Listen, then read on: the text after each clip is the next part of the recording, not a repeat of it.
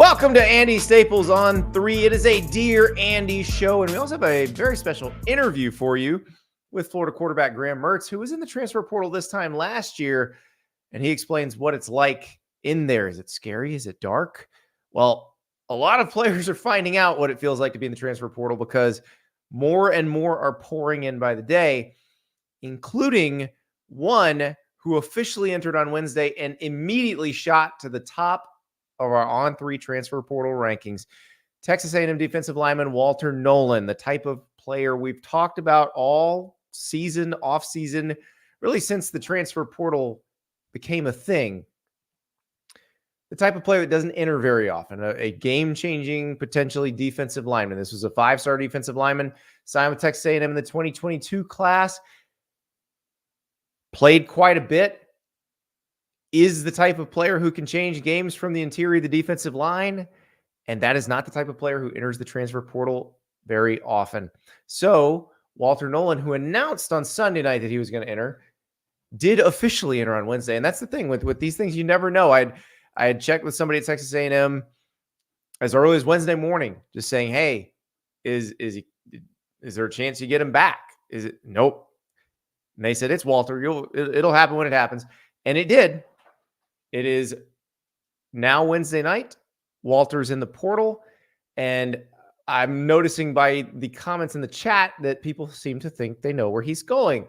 So Phil Miller, Walter's coming to Tennessee. Go Big Orange. Ben, Walter is coming home. But here's a contradictory opinion from Joe. Walter Nolen is going to Michigan. He was highly recruited and was interested. This is true. He was also recruited by Tennessee and was interested. So Walter, originally from Memphis, but played his final year of high school in East Tennessee near Knoxville. And so the thought is Tennessee, big time in the mix. But Michigan was a school that he considered seriously coming out of high school as well. So that's one that's potentially in the mix. Alabama, I would say, is one that's in the mix because that's the type of place that people like Walter Nolen tend to go. So let's not rule that out. Basically, almost anyone wants a player like Walter Nolen, which it'll be interesting to see what the market for him is, what the NIL dollars turn out to be, because we've talked about the NIL dollars for quarterbacks. We've talked about what Matt Rule said, where he said the going rate is into 7 figures for a really good quarterback who makes your program better. Not for just any quarterback, but for one of the really good ones. So we are talking about in the current transfer portal, we'd be talking about somebody like Dylan Gabriel, who's leaving Oklahoma, Riley Leonard, who's leaving Duke. It's not a huge long list, but there's a few of them that can come to your program and probably make you quite a bit better. The going rate, probably around 1.5 million, maybe even a little higher than that. But what about a guy like Walter Nolen? Because he's actually probably more rare. Now, the quarterback position is the most important position in the game, but it is followed closely by interior defensive linemen, edge rushers, and left tackles. Good offensive tackles in general. Those people are the most important. And that's who you got to go. Riddu Fly in the chat says he wants to be part of a team who can win 29 straight. I think that means Georgia, although they just had that 29-game winning streak snapped. So, but yes. Also, what about Florida State? They've been the best transfer portal team going. They've been really good at it. They've shown that if you come there after you transfer, you tend to do pretty well. So I'm not ruling that out either. So lots going on there. Walter Nolen is certainly one of the most intriguing guys in the transfer portal. He's going to have his options. Now, the question is, what's somebody going to be willing to pay for him? Is a game-changing defensive lineman, because of the rarity of that person in the portal, is that someone who would be worth 6 figures? I would imagine that is what his camp is asking for. Did I say 6? I meant 7 figures. Sorry. Low 7 figures. And I would imagine that is what his camp is asking for per year. We will see what ends up happening, where he ends up going. He's going to have so many options. He's not the only Aggie on the way out, though. Last night, it was LT Overton, another defensive lineman.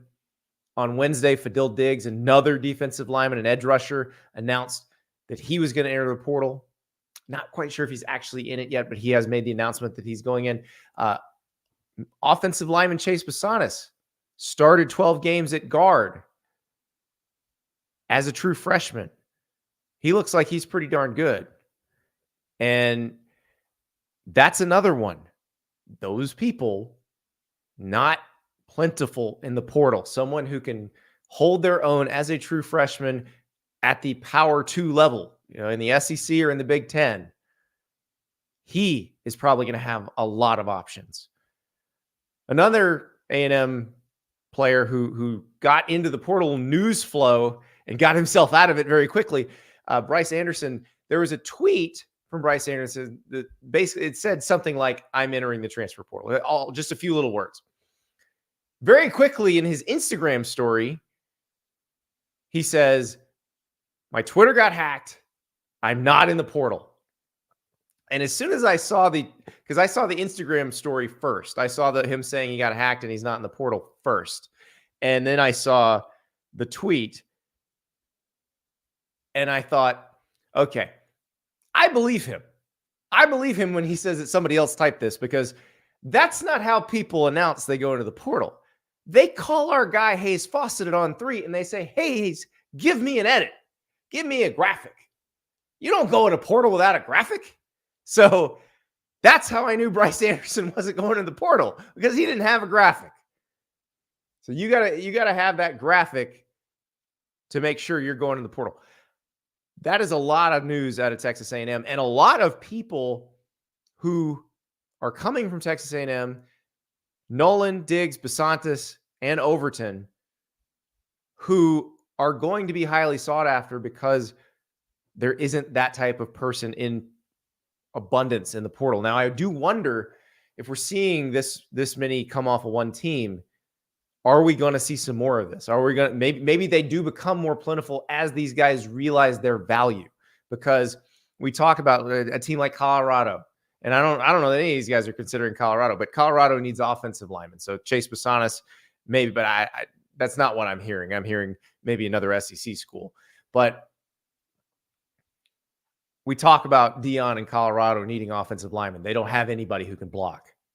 So they got to find somebody. They're not apparently getting those guys out of high school. And even if you get a really highly sought after offensive lineman out of high school, very few of them are ready to play right away. So you probably need to get somebody out of the portal. And those people just aren't there. So I am wondering, are some of these offensive linemen who maybe they're not perfectly happy with their situation, or their position coach got fired, or their position coach just left, maybe they're the ones that'll think about jumping to the portal, realizing that there's potentially something out there for him. Now, Chris Callahan makes a point. Dion is broke. He's not getting any good players with no money. Dion's not broke. Dion's got plenty of money. Dion's collective might not have so much money, because that's what that whole not an ATM speech was about. That's when a coach says, "We're here for players to come and get a degree and become better players and get developed for the draft." That's code for our collectives not doing too well. That's what that means. So agreed, Chris. That's probably true. So maybe they can't afford a good offensive lineman in the portal. I guess we will find out. But more Texas A&M news. We'll give you a little more transfer portal news in a second, but more Texas A&M news too. Mike Elko has found his offensive coordinator, guys. Collin Klein, the Kansas State offensive coordinator. And this is a surprising move, not because Collin Klein is taking the Texas A&M job. It's that Collin Klein is leaving Kansas State. When he was sought after by Notre Dame last year, he was on Alabama's list last year. He was looked at apparently by Penn State this year. Now, he's an all-time great Kansas State player, very successful in his first couple years as a play caller. Did a great job for Chris Kleiman, helped Will Howard that first year lead them to the Big 12 title. This past season, he had Will Howard, then he rotated him with Avery Johnson. So there is a lot to like about Collin Klein and his offense. And, you go back to when he played, he was second to Johnny Manziel for the Heisman Trophy. So He's been around some Aggies before at the Heisman ceremony, but he's going down there, and it still looks like they're going with Connor Wigman at QB.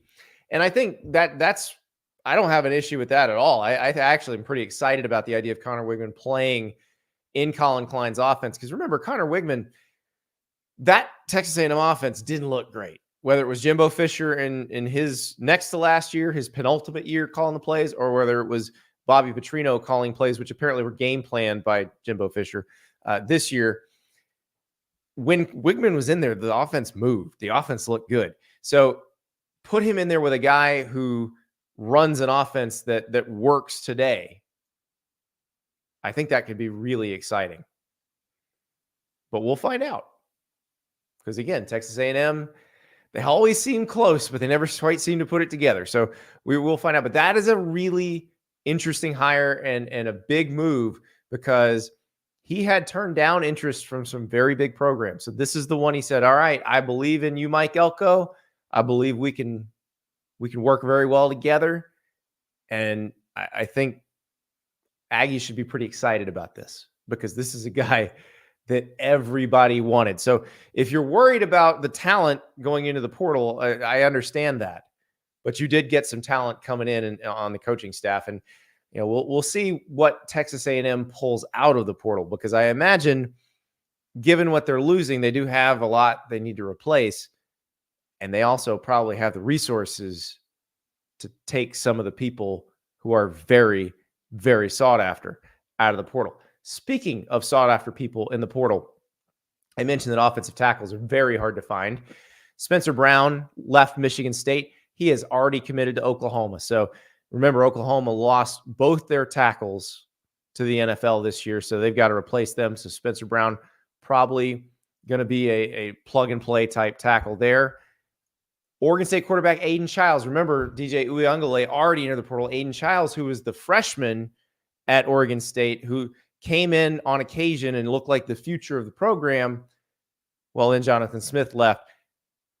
Our Pete Nakos has already put in a recruiting prediction machine prediction for Michigan State. The plan, we think, is that Aiden Childs will reunite with Jonathan Smith in East Lansing. Also, Rocket Sanders. Raheem Rocket Sanders, great running back from Arkansas. He's in the transfer portal as well. He entered on Tuesday night. He is set to visit South Carolina. So that could be a fun one. That upgrade to the Gamecocks offense. They needed somebody like that. We'll see what happens there. Remember, Bobby Petrino, the new offensive coordinator at Arkansas. KJ Jefferson, I believe, out of eligibility. It's so hard these days. I think he's out of eligibility, but I don't even know anymore. This is the problem with the COVID year and figuring out all of this stuff. Now, KJ's still potentially playing there next year, so he's not out of eligibility yet. This is going to be pretty interesting. Christian says, talk about Western teams. Okay, well, I did. Oregon State, Aiden Childs went into the transfer portal. There's not a lot of other action. Dante Moore, who left UCLA, the thought is that he's looking at Michigan. The thought is that if J.J. McCarthy, even if he sticks around, that Dante's okay with sitting behind him for a year. USC has a quarterback opening. They've met with Will Howard, who used to play for Collin Klein at Kansas. It's funny how all of these guys it all sort of comes together and loops back around, and almost everybody in portal land can be 6 degrees, it's a little 6 degrees of transfer portal. So this is going to be a very interesting next month. Vincent in the chat says, dude said Dion is broke. You didn't see him meeting with Bank of America CEO in the Cowboys game. Plus that school and city took in over $300 million. Great. None of it went to the collective. That's who needs the money. That's who has to pay the players. So if they can get those people to donate to the collective, then they'll be able to get really good players out of the portal. If they can't, then they won't. That's how that works. So a lot going on in the transfer portal. Another one in the SEC, and another guy, the edge rusher count in the portal seems to be going up a little bit more than we're used to. Princely Umanmielen, Florida defensive end. He's from Texas. He's got a brother playing at Nebraska. He announced his intention to enter the transfer portal on Wednesday. So it is nonstop news everywhere. You're going to get a lot of news pretty much every night on this stuff as people enter, as people decide on schools. And it's going to be pretty fun if you are not losing people that you're relying on, and if you're getting people you think can help. If it's the other way around, then you're going to have a problem. So I see continuing arguments in the chat about where Walter Nolen's going to go. I don't really have a prediction on this because, again, he's one who almost everyone will want. So you can go back to his recruitment, which is why the Michigan fans and the Tennessee fans are fighting one another, because he was looking at both those very seriously. But I'm telling you, everybody else is going to walk into. A guy who was in this position last year is Florida quarterback Graham Mertz. He was leaving Wisconsin. He'd started there, and Paul Chryst got fired. Everything was changing. Luke Fickell was bringing in Phil Longo to run the offense. It was going to be completely different. And so Graham went in the portal. He wound up at Florida. We talked about Princely Umanmielen entering the portal today. Florida's probably going to have a few of those guys. You had Caleb Douglas, one of the receivers, enter the portal. But Graham is trying to hold that thing down, hold that thing together, and keep as many of those guys in Gainesville as he can, and also advertise to the people who are in the portal who might be able to help Florida win games next season. So he's talking, and I tell you what, he's a fun guy to talk to. Kansas City native, very proud of his Kansas City barbecue heritage. Not afraid to push back on my barbecue takes, which I really appreciated. But also just a tough son of a gun. Talk about his decision to come back, his injury that knocked him out this season, which happened on a play where he looked awesome, and then what he needs to do to help Florida as they're trying to get this roster together for next year. Here is Graham Mertz. Graham Mertz staying in Gainesville. Oh yeah. How did that decision process go? And when did you say, okay, I want to run it back? Yeah, I mean, kind of after our season ended. I mean, for me, it ended after the Mizzou game, so I had a little more time to think about it. Yeah, it took a few weeks with my family, talked through it, people around me. Yeah, I mean, you get to that point where you play the sport and your goal is to go to the NFL. Yeah. And for me, it's you have that option right in front of you. But I kept thinking back to my time here this past year and how blessed I've been with the people around me. So, I mean, I put it in my post, the whole unfinished business thing, but I mean, that's the truth. I care about this place and I want to win here. Well, let's talk about the way your season, and obviously it didn't end the way your team wanted it all, but you personally, you trucked two dudes converting a 3rd and 5. Yep. This is because the way that all went down, you broke your collarbone. We'll lay it out for the folks. So you truck these two dudes. I mean, it's like boom, boom. And how much adrenaline is surging through you in that moment? Oh, a lot. A lot. No, yeah, I didn't feel anything. Yeah. I saw my teammates fired up on the sideline, and I was juiced up. So you take the next snap and you hand off to Montrell, right? And then it's like, didn't you feel it? Or? Yeah. So I got the snap, and I put my left hand down with the ball, and I just felt crumble in there. So it wasn't a good feeling. Well, and the thing is, that's a team that had a great season. You guys are playing so well against them. You were in a position to win the game, and all of a sudden you're out for the rest of the year. Yeah. How tough were those last couple of weeks for you? I mean, my whole career in college as a starter, I've never been out for a game. Yeah. So my whole time in Wisconsin, played in every game. I might have not finished a few, but never been in that situation. But it was good for me. I think being out that whole week and learning, kind of seeing the prep from a different lens, it gives you a different insight on how you can improve your preparation and how you can mentor guys. So, I was just saying, you were trying to help Max as much as you could. Oh yeah. And but yeah, being on a field and not playing was it was interesting. That's why I saw you get an interview during the Florida State game by Holly Rowe, and it's probably surreal because you're thinking, what am I doing? I'm not supposed to be here. I was watching the game, and then they were like, "Hey, we got an interview," and I was like, "Wait, what?" I didn't even know they did that. They do it now. They make the coaches talk after every quarter now. So every quarter? Oh, it's wild. Wow. I don't think I could do it. Like I'd be nervous to ask them because I know how hot they get when things go wrong. Yeah. And they're coming right to you, and you're like, "Hey, coach, that call you just made that didn't work. Why?" Like that feels a little dangerous. So what was that first year at Florida like? Did it meet your expectations, exceed? How did you come into this, and how did you feel coming out of it? Yeah, I mean, I think back to my time like in the portal and the uncertainty of where I was going, and it happened so quick. And I came down here and met with the coaches, met with the staff, and I was like, this is the place I need to be. And for me, coming in and just seeing how much time, effort, energy they put into me and developing me, and from the start, it was all about work, and that's what this whole year was about. So it's been absolutely awesome, exceeded my expectations. I mean, I love this place with all my heart, and that's why it was an easy decision, or not easy decision, right? But I ended up getting to that decision of coming back. I wanted to ask you about being in the portal and that whole process, because we have all these people jumping in now. Mm-hmm.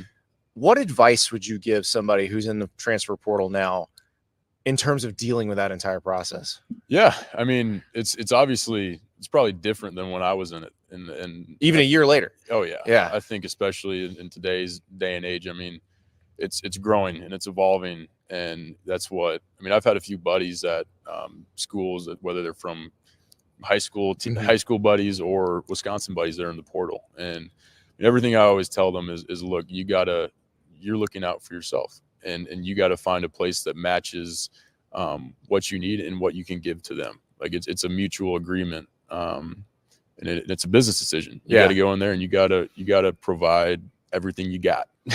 So that's kind of what I've told guys. So you mentioned it happened quickly. How much time did you really have between making the decision, I'm leaving Wisconsin, and making the decision, I'm coming to Florida? I think it was like 18 days total. So I think I entered the portal on probably the 2nd of December. I can't remember exactly, and probably had to make a decision by the 18th or whenever your phone blows up when you enter, right? Yes. Yeah.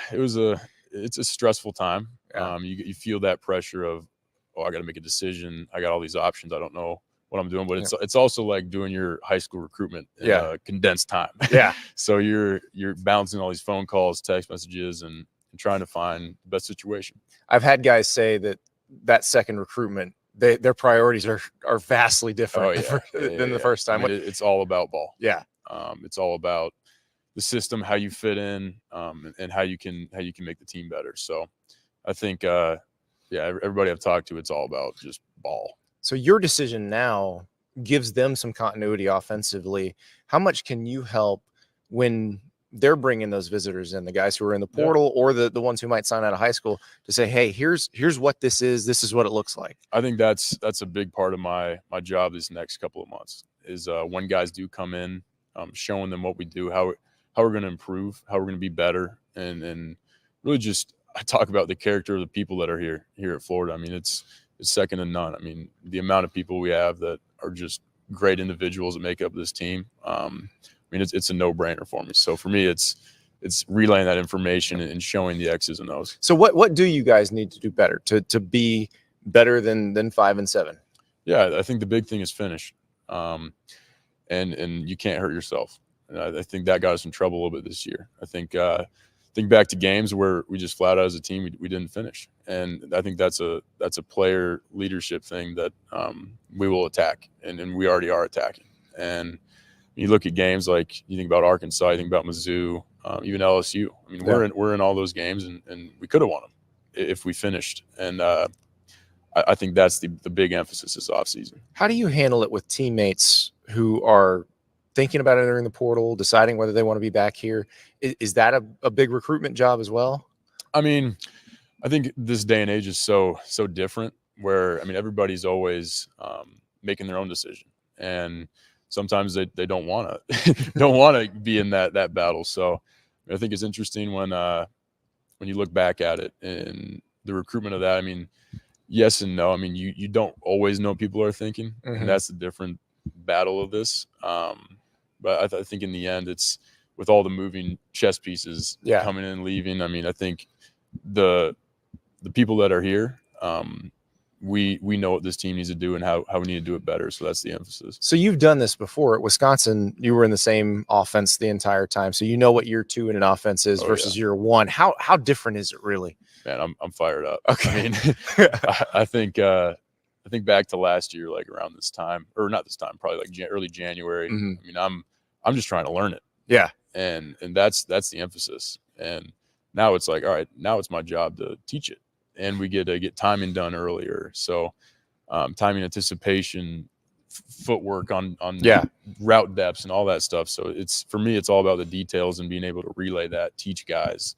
And obviously, I mean, I think that I can grow in this offense as well. So I'm fired up for it. Well, it felt like you kind of evolved in it as the season went on. I mean, it seemed like they really turned you loose against South Carolina. And were you comfortable before that, or was it a case where as the weeks went by, you're like, all right, I can add this and we can do this. We can do this. I mean, I think the season, if you approach it right, it allows for a lot of growth, and not only for individuals, but the entire unit. Yeah. And you know, I think throughout weeks, I mean, we started off in camp going into the first game. We were confident and we felt like we had a good plan and all that stuff. And I think that it just kept evolving. Yeah. And I mean, I owe that to guys like Trey, Ricky, the entire backfield up front. I mean, the entire offensive unit, we just got a little bit better at our process every week. And that's what Coach always talks about. But especially in college football, that's what you need to do. And that's how you put yourself in those games and win games. So let's talk about Trey Wilson. He seems like the type that when you see him touch the ball for the first time, it's like, ooh, oh yeah, that's a little bit different. And I had that. Yeah. We were in camp and I threw him a little out route. Yeah. And he just hit his right foot and turned around and spun out and went and scored. And I was like, I looked at Coach and he looked at me and he's like, yep. Yeah. I was a beat writer when Percy was a freshman at Florida. Yeah. And I remember the first practice, we were allowed to watch practice back then. And the first practice, they just dump it off to him. And it just was you heard everyone just go, whoa. Yeah. it's like that with those special guys. So. Oh yeah. I mean, because he came in late, he came in at the normal time. Right. He didn't come in early. And it seems late in today's age. But exactly. So he came in the summer. And I think he had a little injury. He was banged up, recovering, so we didn't really see him in the summer. But he was still around the team. And then we get into camp, and we hit about, I think it was practice 4 or 5, and we were like, all right, this guy's legit. Yeah. So I mean, even just outside of football, I mean, he's such an awesome guy. I mean, his locker's right down the hall from mine, and see him every day. And yeah, so you two are the ones that are telling everybody, hey, come play for this offense. This is what we can be. Yeah. Yeah. I mean, I think. Yeah, 100%. I mean, we're excited about this offense, and we do know what we can be. So, yeah. Now I heard. Now I know you're a KC guy. I heard you're a bit of a barbecue expert. Which is so I've gotten to travel around the country, gotten to eat a bunch of places. Now my KC experience is interesting because I did the classics. I did the Gates and Arthur Bryant's, but I've been to Joe's. Okay. So, but I haven't been back lately. They don't dump, and I've been to LC's. So LC's is good. It is good. I don't like the sauce dumped all over everything. It offends me. It offends me. You like the? Oh yeah, like I'm a dry smoky, guy. Yeah. So where do I go in KC where I'm going to get the best barbecue now? We're not messing with any NIL deals, are we? I can't wait to go home. Oh my gosh. Joe's is really good. Yes, I love Joe's. Z-Man sandwich, classic. Next time you go, okay, a place called Q39. Okay. It's a newer spot. Yeah. Man, it's ridiculous. It's ridiculous. I can't even explain how good it is. I'll show you a picture after this. Well, I was gonna say you played at Wisconsin. Like when you were telling those offensive linemen about this kind of barbecue, or just eyes big as saucers. Like, oh my gosh. I mean, I had, I mean, we'd go to some like chain barbecue place. I'm like, oh my God, this is so good. I'm like, guys, you haven't even seen this. Like, I'm like, you are not even experiencing the best barbecue in the world. Kansas City barbecue is the best barbecue in the world. There it is. All right. All you Texas people, all you Georgia people, all you North Carolina people, you hear it right here. This is you yell at him. Yeah, yell at me. I can take it. It's funny because my barbecue opinions probably get more smoke than my football opinions. Like, really? If I say this team's better than this, you get yelled at. Oh yeah. But if you let's say, I prefer Texas barbecue to North Carolina barbecue. Oh my God. Yeah, it's passionate all people. Yeah. Well, and the KC people are very proud. So we're proud. I mean, we like our sauce. I'm not gonna I run know. from it. It's okay. But the sauce makes it. Oh. Anybody can smoke it. No, they can't. In Kansas, they can. Properly cooked meat requires no sauce. This is see here's okay. the argument. All right. So everybody in Kansas City can smoke it, and it's delicious. Oh, And that's the standard. But then they separate with the sauce. I have never heard it argued this way. Yeah, I'm almost ready to buy it. So they are so good, so proficient. Oh yeah, the brisket is so great. Mm-hmm. The pork is so perfect. The ribs are so amazing that they have to put something on it because otherwise everybody would just be the same. Yeah, the standard's been set, and that's why everybody's arguing. I'm like, wait, you can't say it's just good dry because that's the standard. Dude, you have a career in politics because the spin you just put on that is unbelievable. It's the truth. Wow. I'll take you to a barbecue spot. I just want to see the pictures of Q39. I'm excited now. I got you. Appreciate it, Graham. Got about 30 of them. So appreciate it. Thank you. I appreciate you. So after that interview ended, Graham did show me the Q39 pics, but our phones are very similar in that when you hit the photos button, it is mostly barbecue. It is mostly food. And it was very, very tasty looking. And, we both live in Gainesville, Florida, not a great barbecue area, objectively speaking. So Graham was feeling very hungry. I was showing him some of the places I've been, but it was funny because I went to Martin's Barbecue in Nashville on Monday. And so I showed him the half rack I had there, and I went all dry rub on it. He's like, it looks like they just dumped a whole bottle of rub on it. And I was like, you sound like me with the sauce. So I guess that's what I sound like. And I'm willing to hear his arguments. It's funny because I've been very anti-sauce as a corrective measure because you didn't cook it right. But his point of they're just so good at cooking it, they have to separate themselves some other way. I might be willing to buy it. Also, he would make an excellent spin doctor. Just excellent. But good luck to Graham Mertz recovering from that broken collarbone. Should be back healthy for spring practice, and we'll see what happens. But he's a lot of fun to cover and watch, and we might have to do a little barbecue. I did give him and the Florida folks some tips for when they go to SEC Media Days in Dallas. So there are a few places I've already turned them on to. So now come your questions, and you guys have some excellent ones. This is going to be a lot of fun, a good Dear Andy segment because a lot of meaty stuff to talk about. We got the transfer portal. We got obviously the playoff decision, and then you name it. We'll start with a question from Superior CFB on video about the portal. Hey, Andy. With the transfer portal now open and the abundance of quarterbacks going in, one thing I've heard a lot about is the idea of a quarterback choosing a system to help improve their draft stock. You hear it a lot with guys like Riley Leonard and Will Rogers. And I'm just curious where you draw the line between the importance of finding a system that improves your draft stock and finding a situation that improves your statistics to then improve your draft stock. I think about guys like Bo Nix, Jaden Daniels, and Michael Penix, and I wonder if they would have gone to a more traditional pro-style offense and put up less glamorous numbers, would they be getting the draft attention that they're getting now? So I want to know what you think about that and how important it is for a guy to find the right fit schematically versus the right fit situationally. Thanks.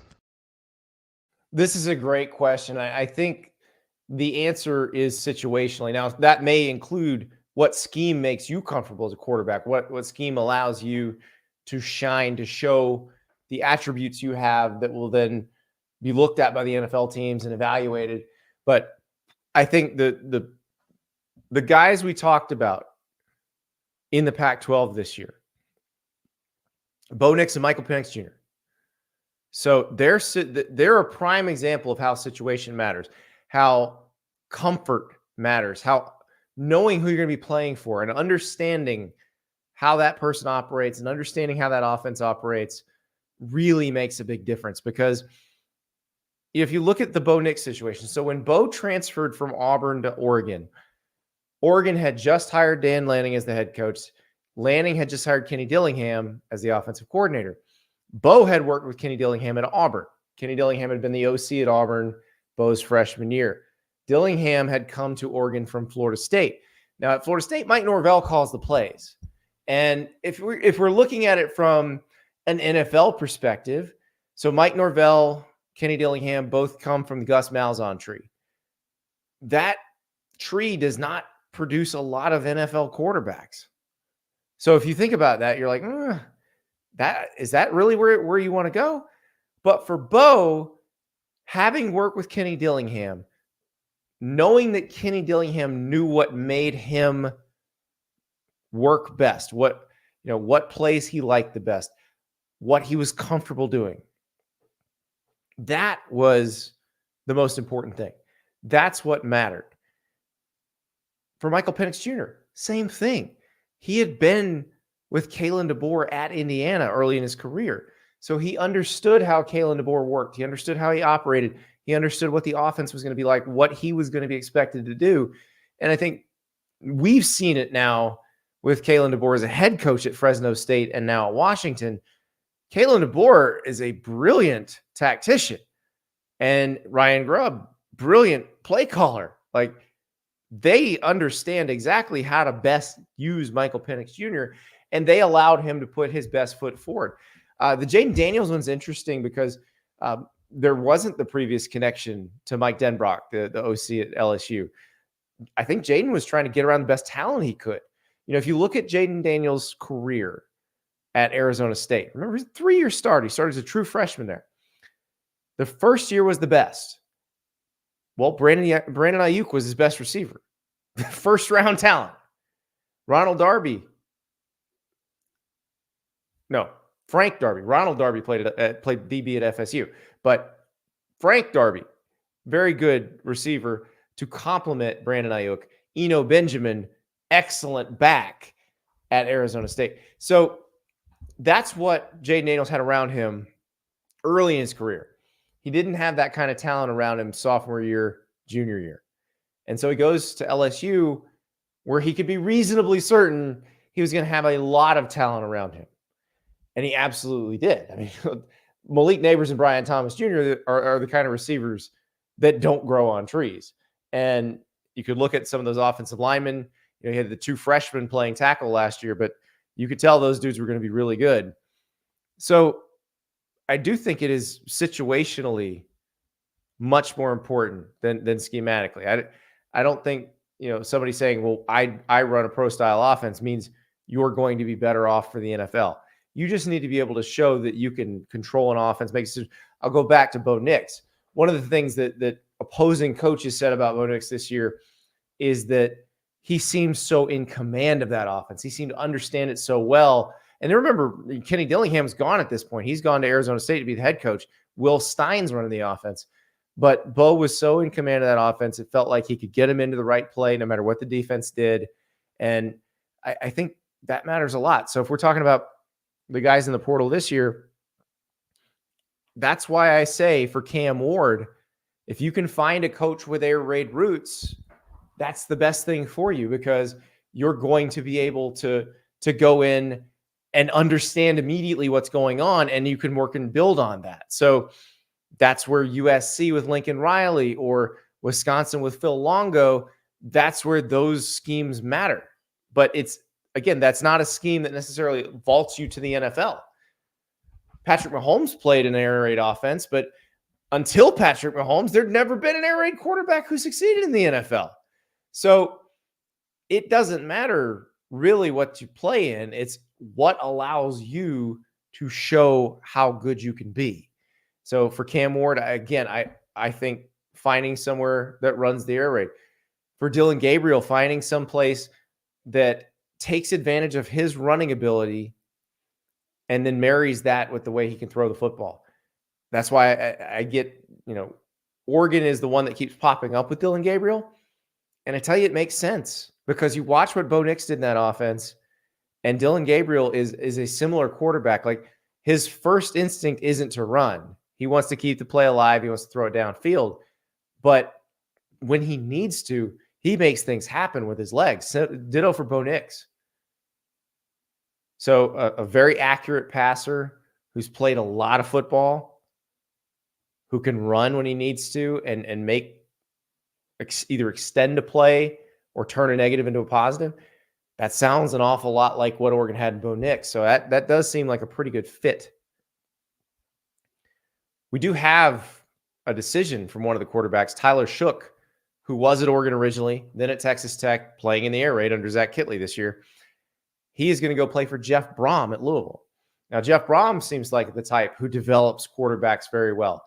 There's not a previous relationship there, but you look at what Jeff Brom did with Aiden O'Connell at Purdue.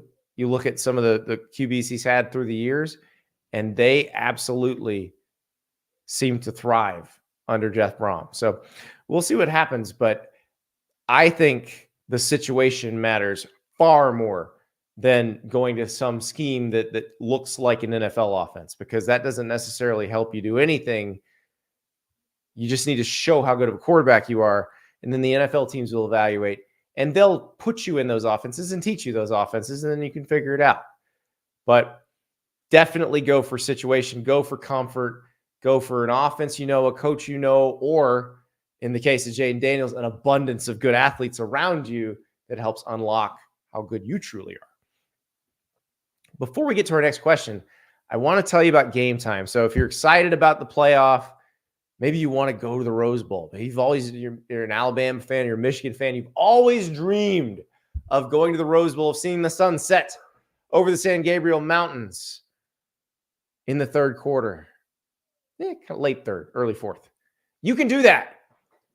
With Game Time, you can get tickets to that game right now. So you download the Game Time app, you pick your ticket, you see what the field looks like. And it's a picture of the field. And you're like, oh, okay, that's nice. It's a picture of the field. No, it is the picture from the seat you would be buying. A couple more taps, and that ticket is yours. You want to go to the Sugar Bowl? Do you want to see Texas and Washington play in New Orleans? Game Time has it.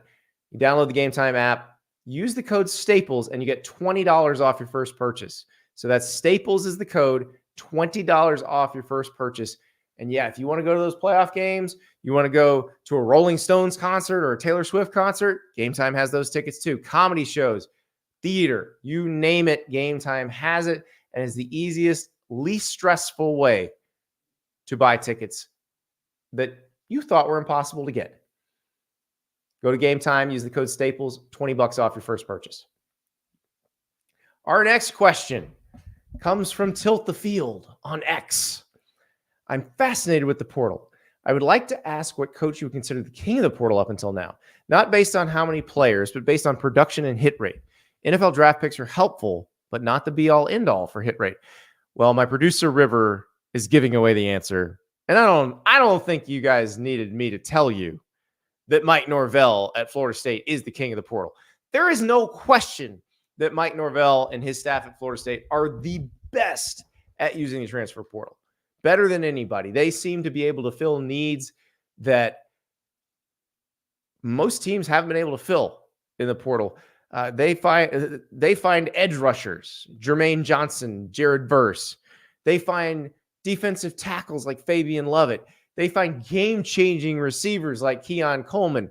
They go down to Division II to get really good quality second tight ends like Kyle Morlock.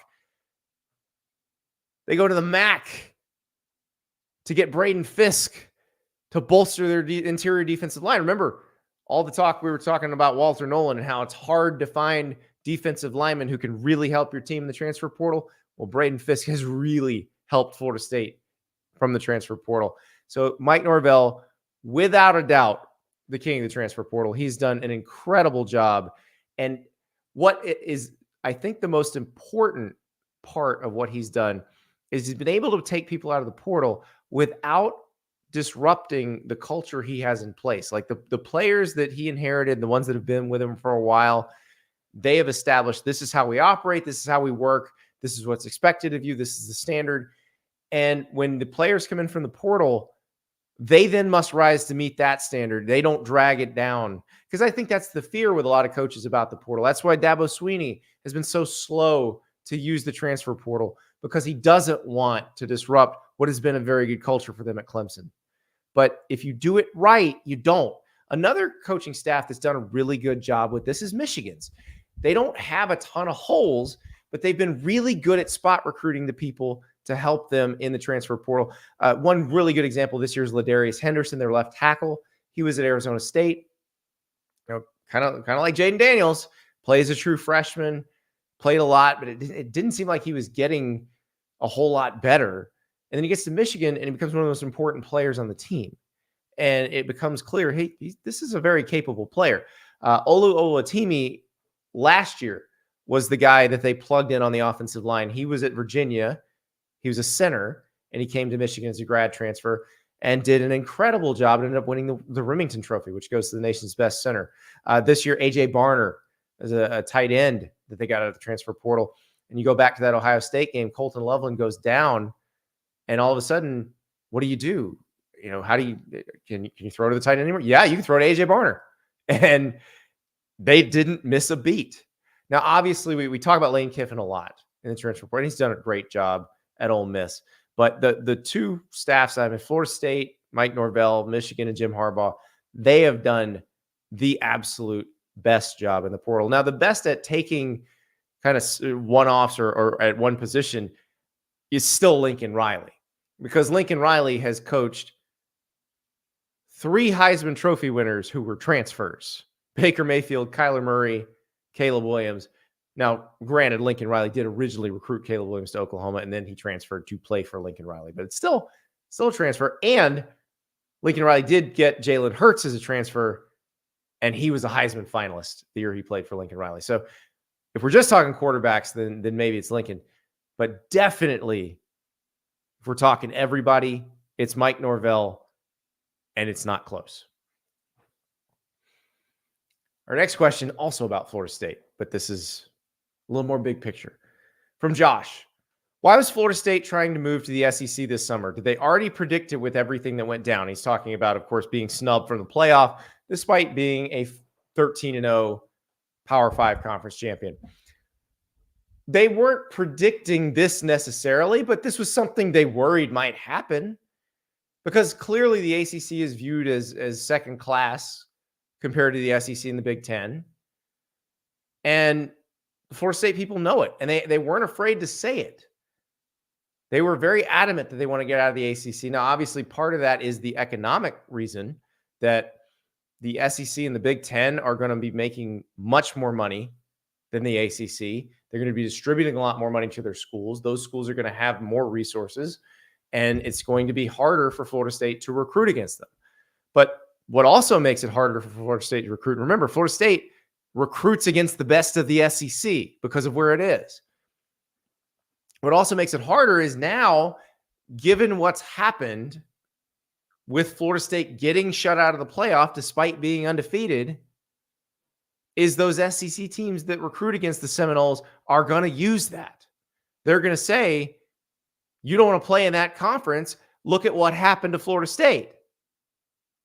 And Auburn's going to say that, and Alabama's going to say that, and Georgia's going to say that, and LSU's going to say that. And guess what? Florida State has to recruit against them all. So Florida State's leadership is not dumb. They are trying really hard to move to the SEC or the Big Ten if they can. The problem is, can they get out of the ACC's grant of rights? Will one of those other two conferences take them? I think from a brand standpoint, they would be a valuable addition to either one of them. But the question for both those leagues, the SEC is going to have its first year as a 16-team league next year. Big Ten first as an 18-team league. Can they manage a conference that big? Is getting any bigger worth it? And that's the question that has to be asked before Florida State or Clemson or North Carolina or Miami, which all want to leave the ACC, before they get any clarity on whether there'd be a place to land if they wanted to leave the ACC. But the frustration that you got from Florida State people when that playoff ranking was announced and they were there at 5, well, that's just a magnified version of the frustration that they were explaining all summer. And I know a lot of people made fun of them, got on them, said, you're just whining. You're just stop whining. And you signed a grant of rights, get over it. No, they knew they got a bad deal. You got to fight. You don't just be stuck there for another 13 years. I think Florida State was doing the right thing by fighting. And they had the guts to actually do it. Nobody else would say it out loud. Well, now you see why. This is exactly why. They're in a conference where the commissioner joined the alliance a few years ago. The Big Ten, the ACC, and the Pac-12. And basically what the alliance was the Big Ten tricking the ACC and the Pac-12 into joining forces to block the early adoption of the 12-team playoff. Because the Big Ten wanted to get its TV deal done with Fox and all the other bidders in the marketplace without the competing product of the 12-team playoff out there potentially siphoning off a few bucks. The ACC and the Pac-12 needed the guaranteed access that the 12-team playoff would bring. It was better for their leagues to have that. But they went against the best interest of their leagues because the SEC had just taken in Oklahoma and Texas, and they were worried who was next. But they didn't think about it from a standpoint of, what do I do that will help my league the most? Their commissioners did not think it through. They did not think clearly. One of those commissioners, George Kliavkoff, presided over the destruction of his own conference. The other one, Jim Phillips, didn't say squat about Florida State deserving to be in the playoff until Sunday afternoon when it was too late. So yeah, Florida State was absolutely right to say they didn't need to be in the ACC anymore, because they knew. They knew the ACC had failed them and was going to fail them. Unfortunately, it failed them in a big, big way this year. It's a good question. That is something that I think Florida State took a lot of undue heat for during the summer. I think the criticism of Florida State for saying we don't need to be in the ACC anymore and we need to find something better, I think that was unjustified. Florida State, unlike the ACC when it joined the alliance, is doing or trying to do what's best for Florida State. If the ACC would ever do what's best for the ACC, maybe Florida State would need to do that. But that's what they've got to do. This question comes from Sam, slightly sarcastic. If Michigan beats Alabama, but J.J. McCarthy tears an ACL late in the fourth quarter, the winner of the Peach Bowl will face the winner of the Sugar Bowl instead of Michigan. Or would that be an utterly ridiculous thing that would never be allowed to happen in a serious sport? Sam, I feel you. This is a discussion of the committee using the Jordan Travis injury as an excuse to leave Florida State out. And it was a convenient excuse for sure. But I was on a radio show on Wednesday with Jacob Hester and Chris Doring, and we were talking about this whole thing. And I threw a hypothetical at them. I said, what if Jalen Milroe had gotten hurt with an obvious season-ending injury in the second half of the SEC championship and Alabama had still beaten Georgia? Would you put a Ty Simpson-led Alabama team in the college football playoff? And the three of us said probably not. But the three of us all agreed the committee might. The committee probably would. And that's the problem, is the double standard there. Because I do think it matters. And I do think that's part of the reason why they left out Florida State. But I think the main reason is they just think Alabama's better. And even if Jordan Travis had been healthy, they just thought Alabama was better. And again, that's fine if you're going to admit it's a beauty pageant. That's also fine if you have enough of a field that the undefeated team doesn't get left out entirely. So next year, no, this doesn't matter because Florida State still makes the playoff, has a chance to prove it on the field. The reason you need the bigger playoff is because we don't always know what's going to happen. We don't know. We didn't know TCU was going to beat Michigan last year. We assumed Michigan would just roll over them. But they play the games for that reason, and that's what makes it fun. And that's why you need a bigger field. Thank goodness it's coming. Should have been here this year. Because if we just assume, we may as well just simulate the whole damn thing.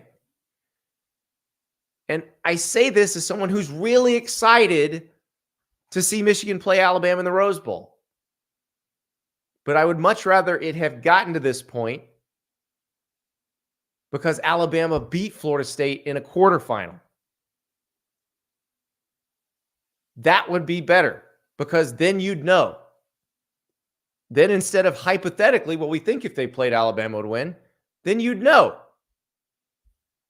And if they played, maybe Alabama wouldn't win. And maybe it would be Florida State against Michigan. Maybe it'd be Florida State against somebody else because somebody else beat Michigan. We don't know. That's why you play. Thank goodness next year you get to see those games on the field. And then you figure it out.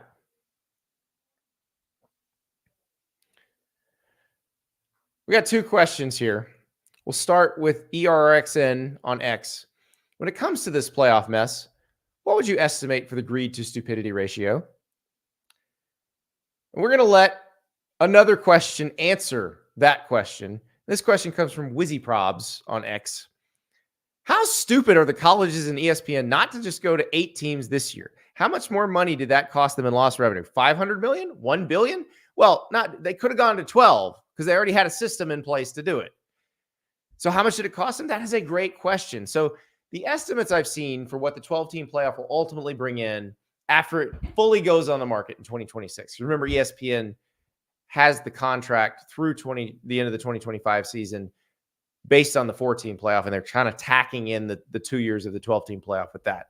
But the estimates I've seen for when it fully goes on the market is about $2 billion a year in TV rights. Now, maybe that's not going to happen because they're trying to sell those earlier rounds for the last 2 years of this contract. They're not getting the answers they want to hear with the numbers that they're throwing out there. So we don't exactly know what they're going to get. But even if it was 1.5 billion, that is $1 billion more than they make now. $1 billion. So ERXN, if you're asking how much of this is greed and how much of it is stupidity, it's 100% stupidity. That's the funniest part about the whole playoff argument is it hasn't really been greed. Because when it was the bowls, the schools could always make more money from the playoff. In fact, the bowls were stealing from them essentially. Or, well, they weren't stealing. The schools were dumb enough to outsource their product, and the bowls were happy to take the money. So it wasn't greed at all. This was 100% stupidity. Again, we go back to the alliance. 2 conferences get hoodwinked by one that's trying to make more money for itself. All stupidity, 100%. Zero greed, all stupidity. Our last question comes from Chris. Is this the weakest 4-team field of the CFP era? Okay. I look at this very differently from Chris.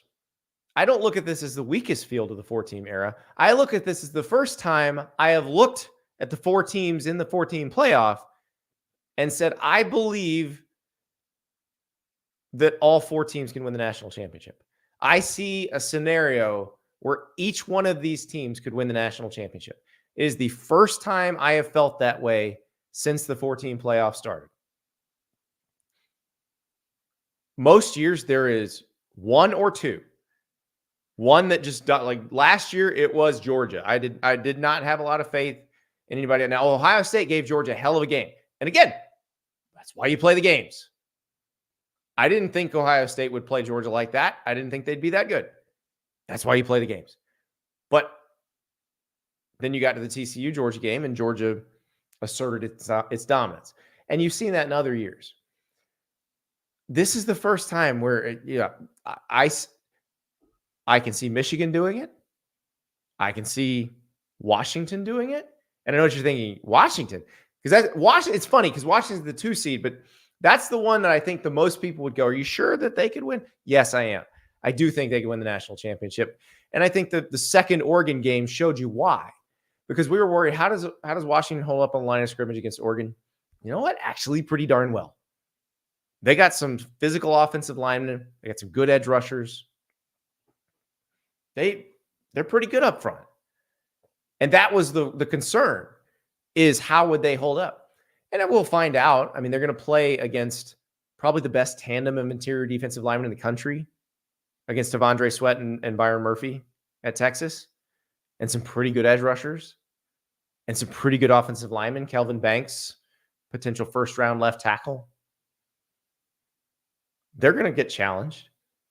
But again, I can see a path for Washington to beat Texas. I can see a path for Washington to beat Michigan. I can see a path for Washington to beat Alabama. And I can say the same thing for Texas and the same thing for Alabama. You know what? I find that very, very exciting. That's what makes me as excited about this playoff as I am, even though I know it would have been so much better as a 12-team version. Because these 4 all do feel like they have a chance to win.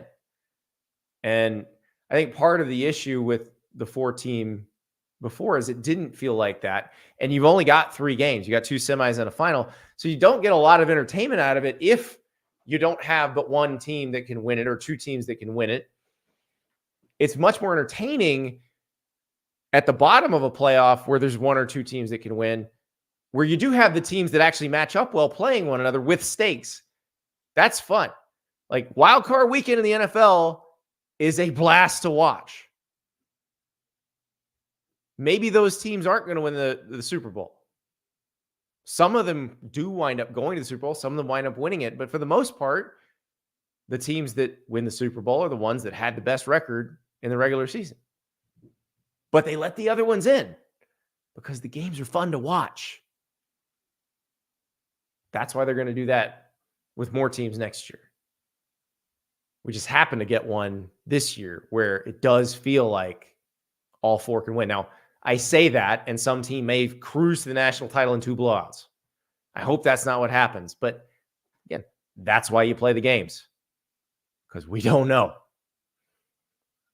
What I know is that you guys ask the best questions in the world. I love the way you think about college football. I love that you love it so much.